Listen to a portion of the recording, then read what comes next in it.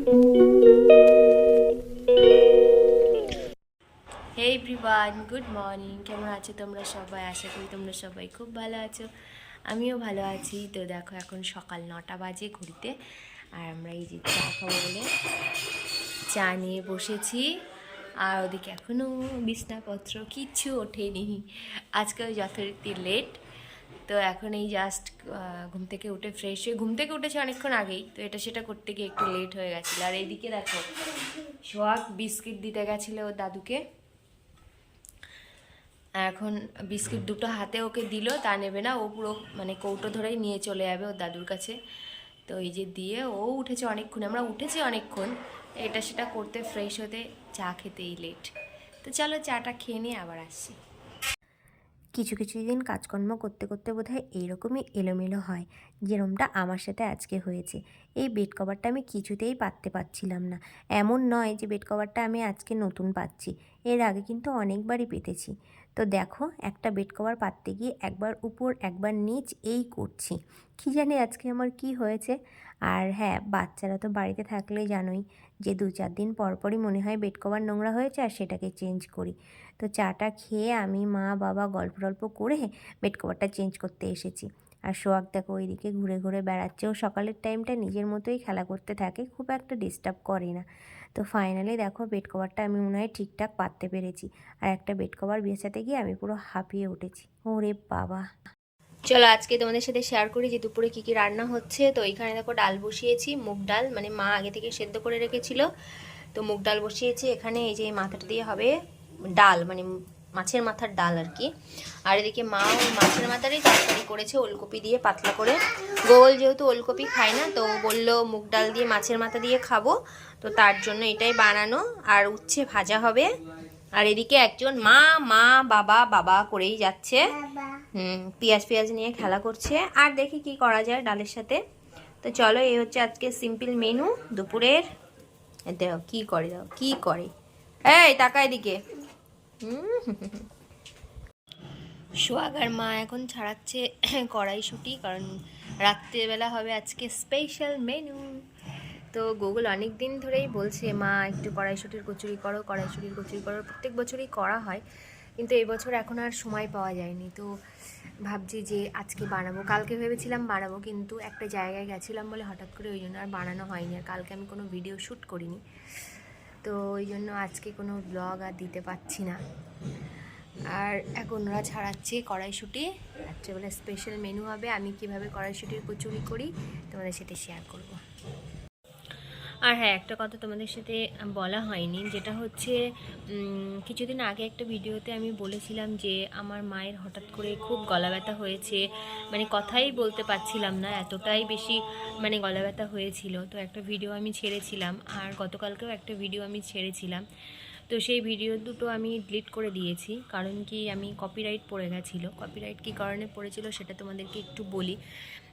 ইন্ট্রোতে যে মিউজিকটা, তো সেই মিউজিকটার জন্যই মেনলি কপিরাইটটা পড়েছে। আর কপিরাইটটা এর আগেও আমার চ্যানেলে হয়েছিল এরকম। তো আমার একটা মানে দাদা বলল যে হয়তো বা ওই মিউজিকটার জন্য কপিরাইট পড়েছে, ওইটা আবার ডিলিট করে তারপরে আবার নতুন করে আপলোড করতে ভিডিওটা, মানে মিউজিকটা ডিলিট করে। তো আমি সেটা করেছিলাম। আর গতকালকে দেখি এরকম হয়েছে দুটো। তো আমি গতকালকের ভিডিওটা আবার মিউজিকটা ডিলিট করে নতুন করে আবার আপলোড দিয়েছি, কিন্তু গত পরশু দিনের যে ভিডিওটা সেটা না আমার মোবাইল থেকেই ডিলিট হয়ে গেছে। তো ওই জন্য আর আমি আপলোড দিতে পারিনি। তো এর জন্য না আমার ভীষণই মনটা খারাপ, কারণ একটা ভিডিও বানাতে গেলে যে কতটা কষ্ট করতে হয়, তো যারা করো বা ভিডিও বানাও তারা অবশ্যই জানবে। তো এই কারণে কালকে দুপুরের পর থেকে একদমই ভালো লাগছিল না কিছু, যেহেতু ভিডিওটা তার কোনো দিন পাবও না, ডিলিট হয়ে গেছে। অ্যাকচুয়ালি মোবাইল থেকে আমি না মানে ভিডিও আপলোড করার পরে রাত্রের দিকে গিয়ে সব ভিডিও ডিলিট করে দিই, যেগুলো আপলোড করেছি সেগুলো, কারণ কি মেমোরি ফুল হয়ে যায়, মোবাইল পরে গিয়ে ভীষণ হ্যাং করে। তো ওই জন্য আমি যেহেতু নতুন সেট নিয়েছি, তো তার জন্য ভাবি যে এখন থেকে ক্লিন করলে মোবাইলটাও ভালো থাকবে, আর ভিডিও অত জমে যাবে না, আর আমার এডিট করতেও অসুবিধা হবে না।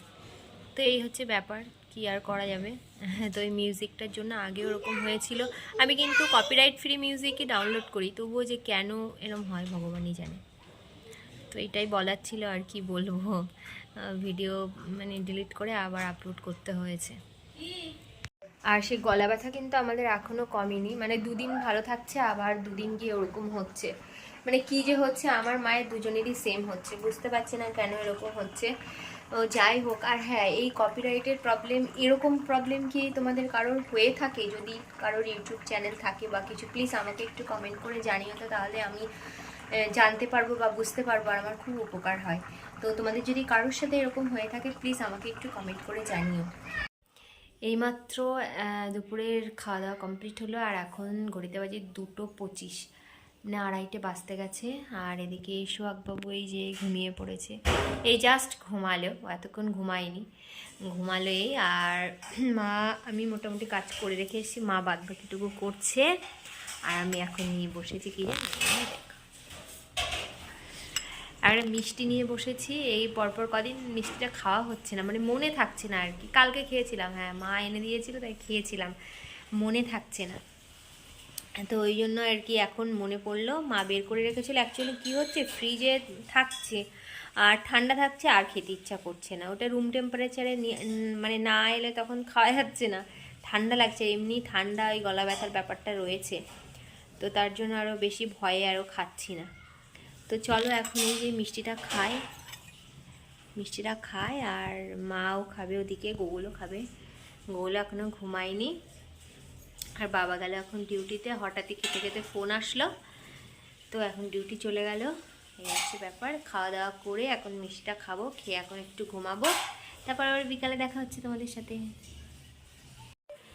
Good evening everyone. দেখো, তোমাদেরকে যেমনটা বলেছিলাম যে আজকে রাত্রেবেলা স্পেশাল মেনু হবে, মানে কড়াইশুঁটির কচুরি, তো তার জন্য প্রিপারেশান নিচ্ছি।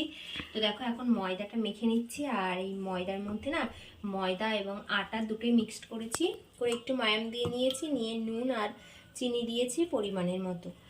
আর কি কি লাগছে না লাগছে সবটা আমি একটু গুছিয়ে নিই, তারপরে আবার তোমাদের সাথে শেয়ার করছি। আর এদিকে কচুরির সাথে খাওয়ার জন্য একটা সবজির তরকারি বানাচ্ছি। তো চলো আমি সমস্ত কিছু রেডি করে নিয়ে আসি, তারপর আবার আসি তোমাদের সামনে। এবার চলো দেখাই তোমাদের পুর বানাতে কী কী লাগছে। তো দেখো, এখানে রয়েছে জিরে গুঁড়ো, আর এখানে আছে কালো জিরে, আর লাগছে যেটা সবথেকে ইম্পর্টেন্ট মটরশুঁটি। এটা আমি না ভাপিয়েই কিন্তু মিক্সিতে পেস্ট করে নিয়েছি। আর এদিকে রাখছে আদা বাটা, আর তোমাদেরকে তো দেখালামই যে ময়দা আমি মাখিয়ে রেখেছিলাম, মেখে ঢেকে রেখেছিলাম, তোমাদেরকে দেখাবো বলে আবার বার করলাম। আর এরকমই কিন্তু নরম করে ময়দাটা মেখে ঢেকে রাখতে হবে কিছুক্ষণের জন্য। আর হ্যাঁ, আর নিয়েছিলাম, সেটা আমি একদমই দেখাতে ভুলে গেছি। তো 1 চিমটি হিং দেবো, হিং না দিলে কিন্তু একদমই ভালো লাগবে না। তো এই জিনিসগুলো কিন্তু আমাদের লাগবে। এবার চলো পুরটা বানিয়ে ফেলি। তো ফার্স্টে কড়াই গরম করে দিয়ে দিলাম সাদা তেল, এখানে কিন্তু আমি সাদা তেল ইউজ করেছি, তোমরা চাইলে সর্ষের তেল দিতেই পারো। তো একটু তেলটা গরম হয়ে যাওয়ার পরে এর মধ্যে দিয়ে দেবো কালো জিরে ফোড়ন। তেলটা কিন্তু একটু ভালো করে গরম করে নিতে হবে, যাতে করে তলায় না লেগে যায় মশলা। তো তার জন্য ফার্স্টে গরম করে নিয়েছি, ভালো করে নেওয়ার পরে দিয়ে দিয়েছি কালো জিরে ফোড়ন। কালো জিরেটা একটু গন্ধ ওঠার পরেই দিয়ে দিয়েছি হিং দেওয়ার পরে দিয়ে দিলাম 1/2 টিস্পুনের মতো আদা বাটা। আদা বাটাটা একটু নেড়ে চেড়ে তারপরে দিয়ে দিতে হবে কিন্তু জিরে গুঁড়োটা একটু ভালো করে নাড়াচাড়া করে তার মধ্যে দিয়ে দিতে হবে পরিমাণের মতো নুন আর হলুদ। বেশি একদমই নুন দেওয়া যাবে না, আর হলুদও কিন্তু বেশি দেওয়া যাবে না, তাহলে কড়াইশুঁটির যে কালারটা সেটা কিন্তু নষ্ট হয়ে যাবে। একদমই 1 চিমটে হলুদ দিতে হবে। তারপরে ভালো করে মশলাটা কষিয়ে দিয়ে দিতে হবে যে পেস্ট করে রেখেছিলাম মটরশুঁটি, সেটাই দিতে হবে। আমি কিন্তু এটা মটরশুঁটিটা কাঁচাই দিয়েছি, কোনো ভাপাইনি আগে থেকে, বা আগে থেকে কিন্তু ভেজে নেইনি। তারপরে দেখো ভালো মতো কিন্তু এটাকে ভাজতে হবে, মানে কাঁচা কাঁচা গন্ধটা যেন না থাকে মটরশুঁটির। তো ভালো মতো করে কড়াইয়ে কিন্তু একদম নেড়েচেড়ে নিতে হবে, আর এরকম মাঝে মধ্যে একটু লেগে লেগে আসবে, তারপরে আবারও কিন্তু ভালো মতো করে নাড়িয়ে নিতে হবে। আর এই সময় কিন্তু একদম লো ফ্লেমে কিন্তু রান্নাটা করতে হবে, নইলে পুড়ে যাবে।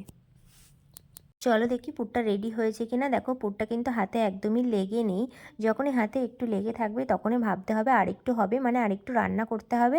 এখন যেহেতু হাতে লেগে নেই, আমাদের পুরটা কিন্তু একদম রেডি হয়ে গেছে, এবার নামিয়ে নেব। দেখো এতগুলো বেলা হয়ে গেছে, মানে বেলা না সরি, মানে পুর ভরা হয়ে গেছে এতগুলো লেচিতে। আর এই যে পুরটা নামানোর পরে এরকম হচ্ছে, একটু শক্ত শক্ত মতো হবে দেখতে আর কি। হাতে নিলে একটু শক্ত শক্ত লাগবে, তো এরকম দেখতে হয়েছে। তো চলো তোমাদের সামনে একটা বানিয়ে দেখাই যে কেমন করে আমি এগুলোকে বানাচ্ছি। তো একটু ওই বাটি টাইপের করে নিতে হবে, সবাই জানে আজ, মানে এতে বলার কিছু নেই, তবুও একটু বলি। করে এর মধ্যে পুরটাকে রাখতে হবে, এতটা পরিমাণেই নিচ্ছে আর কি। এদিকে একবার দেখাও, এই যে এই যে মুখটাকে ভালো করে কিন্তু বন্ধ করে দিতে হবে, নইলে পুর সব বেরিয়ে যাবে। এই যে খুব সুন্দর করে বন্ধ করে দিতে হবে।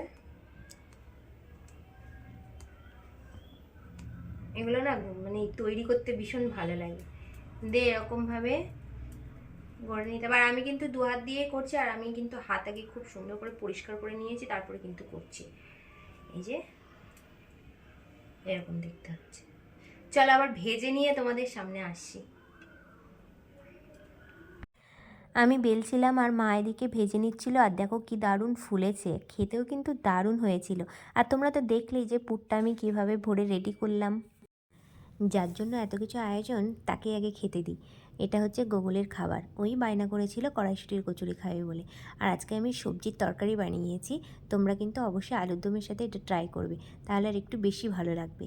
আর সাথে একটা মিষ্টি ছিল। তো এই ছিল আজকের আমাদের রাতের ডিনার। আর গোগুলকে একটু বললাম, দেখ একটু ছিঁড়ে খা, দেখ কেমন হয়েছে। তো দেখো ও ছিঁড়ছে, আর কতটা নরম হয়েছে তোমরা দেখলেই বুঝতে পারবে। আর ভিতরটাও কিন্তু খুব সুন্দর হয়েছে। তাই আজকের ভিডিওটা এই পর্যন্ত রাখছি। Good night, tata.